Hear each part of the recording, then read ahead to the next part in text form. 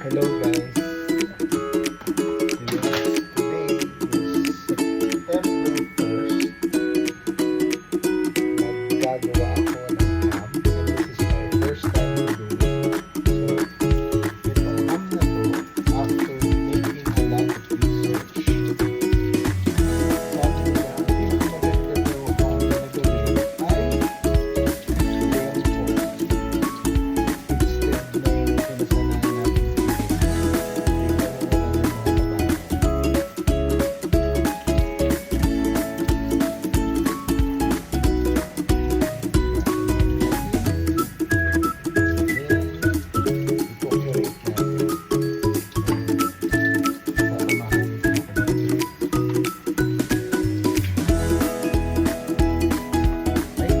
natin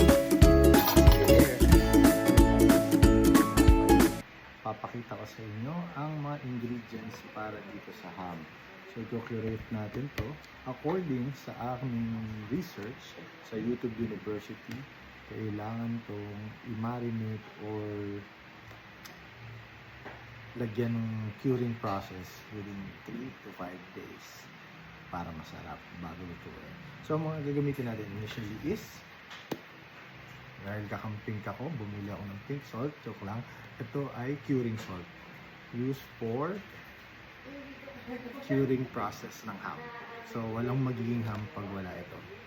Next is brown sugar and rock salt. Simulan na natin.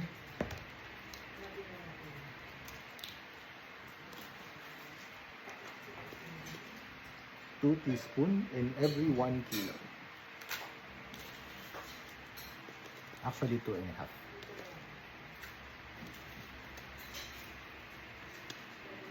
Yan. Sa ating sugar, 1 and a half.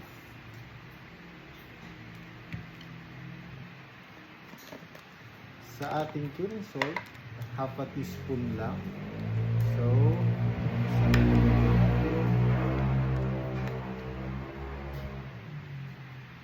yan. Tapos, hahaluin natin parang yung paghalo at pagpapaikot sa atin ng mga eggs.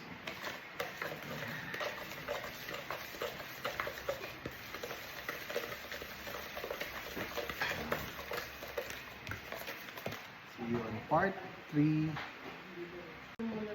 So, ito naman yung pinat-dry namin 1 kilo liempo. At meron ako ditong tinidor. Tusukin lang, parang ganito. Tusok-tusok para madaling kumakit yung ating curing process.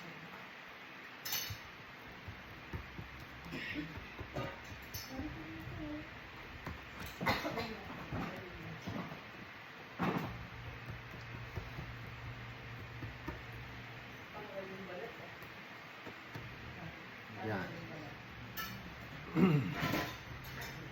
Depende sa inyo kung gano'n siya at sipag nyo sa pag-prick. Okay. So, yun nga, pagod na ako. Dilipat ko naman siya dito sa ating mixture na pin-repair and we'll gently rub it. Sumutin natin.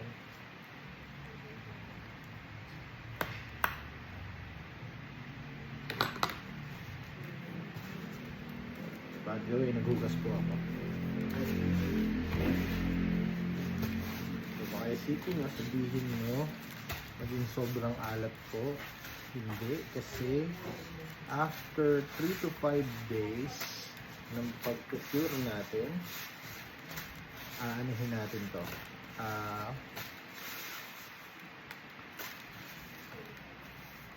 Huhugasan naman natin. And then, puproceed tayo sa susunod na step, which is pagtitimpla.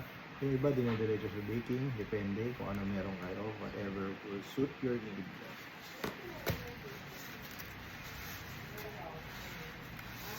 Okay, lalamasin ko muna to and then ililipat ko na bago ko siya ilagay sa fridge. Remember, fridge, hindi siya freezer. 3 to 5 business days. Bangko, no? Hindi. 3 to 5 days. Pwede, or kahit 7, mas masarap yun. See you later. Okay guys, nandito na tayo sa part na ilalagay natin siya sa fridge. So, 3 to 5 days at least.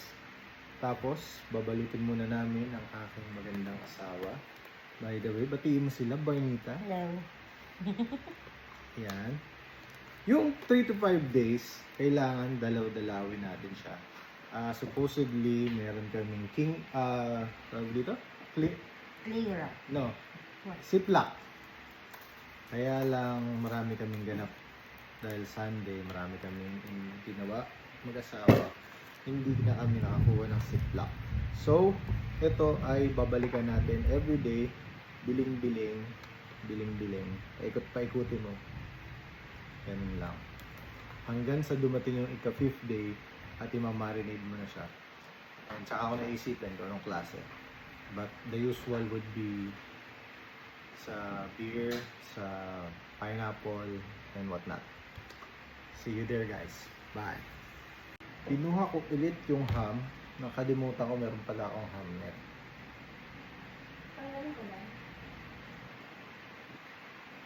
Okay. At ilalagay natin siya dito para maganda ang kanyang itsura habang kinukulit.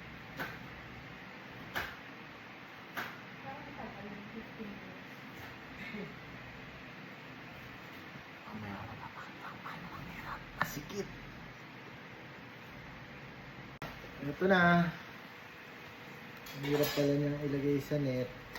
Optional naman daw. Oops. Babalik na natin sa kanyang curing process.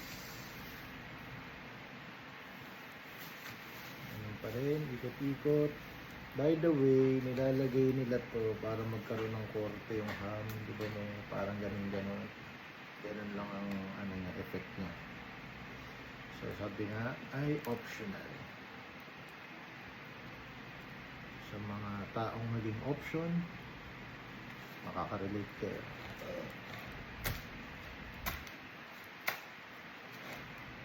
Ang seal na natin ulit. Ang clean wrap.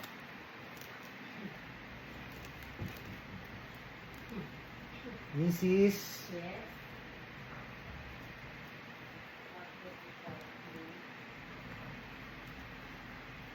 Ay, pala. Balik na natin yung clean wrap. Hello.